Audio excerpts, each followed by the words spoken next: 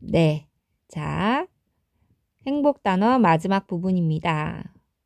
자, 우리가 첫 시간에 각자 행복한 순간에 대해 그림 그리고 이야기를 나눠보는 시간을 가졌고요. 그리고 그 이후 2시간 동안 행복하려면 어떻게 해야 되는지 사상가들의 이야기를 좀 들어봤고, 자, 그리고 이제 마지막으로는 사실은 행복을 약간 각 국가에서 이제 정책적 목표로 삼고 있어요. 모든 국민을 행복하게 하려면 어떻게 해야 될까? 그래서 우리나라에서도 이제 행복 지수 같은 걸 측정을 해서 전 세계적으로 측정을 해서 뭐 사실은 행복의 날도 만들고 여러 가지 것들을 추진하다가 지금 그렇게 되진 않았지만 어쨌든 그런 흐름 속에 있다는 거. 자, 그러면 행복하려면 어떤 조건이 필요할까? 네, 이런 것도 딱 정해놓고 정책적 목적으로 그렇게 해 나가려고 하는 게 중요하겠죠? 자, 일단 요 윗부분들을 여러분들이 한번 그냥 해보시고요. 자, 그러면 밑으로 내려가 보겠습니다. 자, 일단 행복하려면, 그쵸. 질 높은 정주 환경이 필요하다. 이게 인간이 살아가는데 필요한 자연 환경과 인문 환경을 모두 합해서 정주 환경이라고, 주거 환경, 이렇게 생각을 하면 되는데요. 사실 얘들아, 너무 자연 환경 오염이 너무 심해서 막 건강에 정말 위협이 될 정도다. 이러면 우리가 행복하다라고 보기 어렵겠죠. 그리고 인문 환경도 마찬가지인데 여기 보면 치안 위생, 보건 의료 교육 이런 것들이 갖추어져 있지 않고 매일 도둑이 들끓고 매일 되게 오염된 물을 마셔야 되고 병이 걸려도 의사를 찾을 수가 없고 이런 환경이 되면 우리가 행복하다라고 말할 수 없죠. 자, 그래서 깨끗한 환경뿐만 아니라 잘 갖춰진 인문 환경이 갖춰져야 우리가 행복할 수 있다. 이게 하나고요. 자, 두 번째는 경제적 안정. 경제적 안정 중요하죠. 우리가 지금도 경기가 안 좋아서 우리나라에 굉장히 경제 위기가 사실은 닥친 상태인데요. 생활에 필요한 재화나 서비스를 안정적으로 누릴 수 있는 그러한 안정 상태가 되어야 한다. 그러면 이제 여러 가지 이 경제적 안정을 위해서 일정 수준 이상의 소득도 얻을 수 있도록 일자리도 보장이 되어야 되고 그러려면 취업 지원이 되어야 되고 실업급여 지급과 같은 정부의 복지 정책, 정부의 개입에 의해서 이 경기가 잘 돌아갈 수 있도록 관리를 하는 것이 필요하다. 그러면 생계를 유지할 수 있고 다양한 필요를 충족할 수 있기 때문이다. 이렇게 얘기를 하는 거죠. 그죠? 자, 그 다음 세 번째는 민주주의 발전.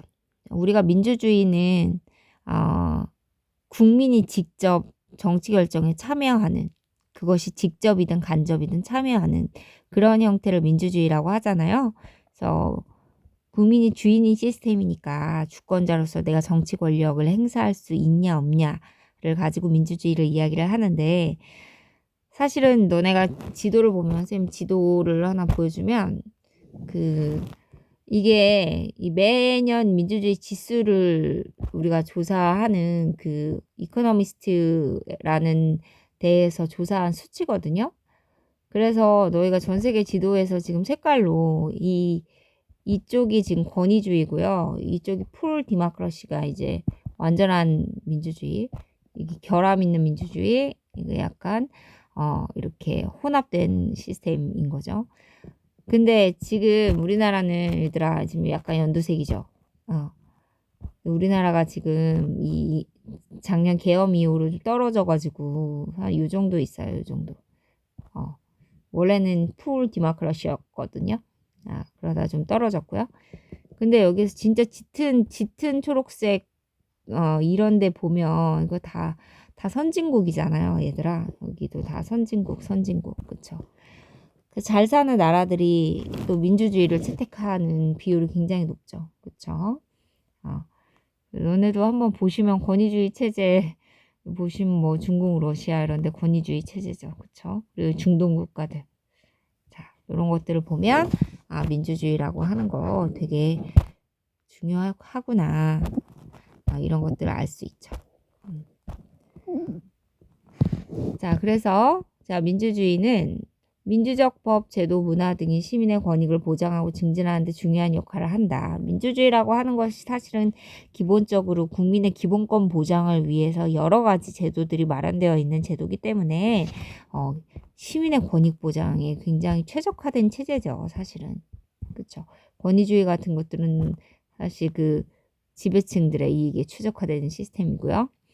자, 그렇기 때문에 이를 바탕으로 각자가 원하는 삶의 방식을 자유롭게 추구할 수 있게 되지 않겠니? 라고 얘기를 하면서 이러한 민주적 법과 제도들이 확립이 되고 시민들이 적극적으로 참여하는 이러한 민주적 문화를 형성함을 통해서 마치 고대 그리스 아테네 사람들이 느꼈던 어떤 사회적 효능감을 느끼면서 시민들이 민주주의를 통해 자신의 권익도 신장할 수 있고 이렇게 되면 행복할 수 있더라. 이런 거죠. 여기 내용들은 얘들아 너희가 이렇게 읽어보면 아는 내용들이라서 이제 바로 다음 페이지에 세볼 건데 요 네 가지를 약간 구분해서 매칭만 할 수 있으면 돼요. 네. 자, 일단 볼게요. 매칭하고 이제 요 각각의 내용에 대해서 이게 그거를 말하는 거구나 라는 거 정도만 알면 돼. 자, 도덕적 실천. 도덕적 실천은 우리가 남을 돕는 행동이죠. 그쵸? 근데 도덕적 실천이 행복의 조건이다? 이거는 여러분들이 또 어떻게 생각해보면 의아하다라고 생각할 수 있는데 그런 거 되게 많거든요. 그 유엔에서 조사한 행복지수나 이런 거에 대해서도 꼭 물어보는 게 뭐 당신이 하루에 얼마나 웃으셨습니까?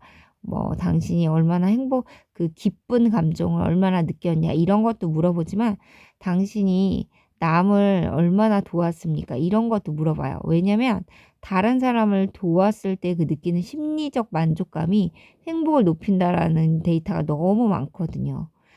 그러면 이제 그런 행복감 등을 통해서 내가 되게 괜찮은 사람이구나 라는 것도 느낄 수 있고 또 그 사람이 또 잘 되는 것들을 보면서 되게 뿌듯함도 느낄 수 있고 이렇다는 거죠. 자, 그러면서 도덕적 실천을 통해서 서로가 돕는다는 그런 그 사회적인 어떤 연대의식이 강화가 되면 서로에 대한 신뢰도 높아지고요. 이건 사실은 사회적 자본이거든요. 이 사회적 자본이라고 하는 것들이 토대가 되어서 이 끈끈하게 잘 연결이 되면 이 사회가 한 덩어리로 잘 굴러갈 수 있는 거니까 공동체 전체의 행복도를 높일 수 있다라고 많은 나라에서 이야기를 합니다. 자원봉사가 행복 증진에 굉장히 기여하더라. 이런 거. 자, 그래서 다음 페이지에 가서 요런 거 여기 지금 나오는 거 우리 같이 한번 해볼까요? 자, 내가 사는 곳은 비가 오면 강물이 넘치고 집이 물에 잠긴대요. 그래서 녹색물이 고여 있어서 지나다닐 곳이 없대요. 그리고 기관지염과 말라리아에 걸렸고 티푸스가 걸렸고 물이 고여 있는데 가지 말라고 하는데 물이 고여 있는 데가 전부라 지나다닐 곳이 없다 그랬잖아. 아까 아이를 잃게 될 거라고 이렇게 얘기를 했죠. 여기서는 지금 행복한 삶을 위한 조건이 뭐야? 여기는 질 높은 정주 환경이죠. 그쵸? 자, 전국 남녀 1000명을 대상으로 적어줄까요? 질 높은 정주 환경.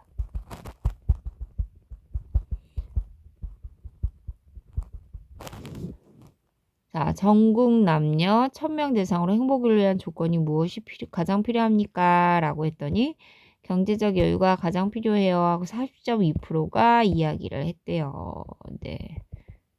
이거는 경제적 안정이죠. 경제적 안정.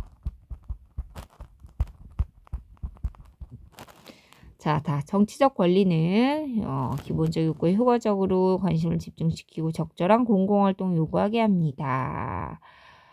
투표, 비판, 항의 등을 포함한 정치적 권리 행사는 정부의 반응에 실질적 영향을 미칠 수 있습니다. 기근을 자연재해와 같은 걸로 연결한 사람이 종종 있는데 하지만 실제로 많은 국가에서는 비슷한 자연재해를 겪거나 참혹한 재난을 당해도 기근이 일어나지 않아요. 왜냐하면 기아의 고통을 줄이기 위해 신속하게 반응하는 정부가 존재했기 때문이죠.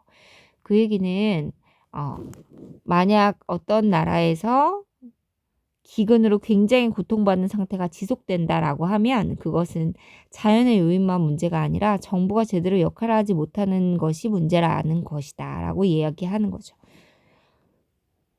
자, 그래서 정치적 사회적 참여는 내재적 가치를 가지고 있습니다. 이렇게 얘기를 하고 있는 거고, 이거는 민주주의 발전. 실제로 아프리카에 끊임없이 기아가 나타나고 이런 것들이 사실은 굉장히 권위주의적인 정부가 많이 나타나고 있기 때문에 그런 거죠. 아까 지도에서도 보면 아프리카가 초록색이 없었잖아요. 그렇죠? 자, 초록색이 거의 없었죠. 거의. 자, 마지막. 자, 미시간 대학 연구팀.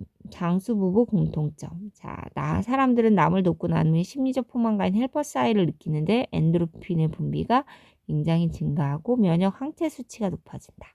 인간이 더불어 살 때 존재라는 걸 보여준다. 자, 그래서 요걸 통해서 우리가 뭘 할 수 있냐면 도덕적 실천.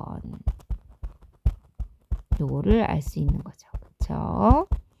자, 여러분들이 자, 요거까지만 이렇게 하시면 되고요. 선생님이 지금 17페이지는 그냥 넘어갔거든요. 17페이지는 그냥 안 하셔도 됩니다. 네, 고생하셨습니다.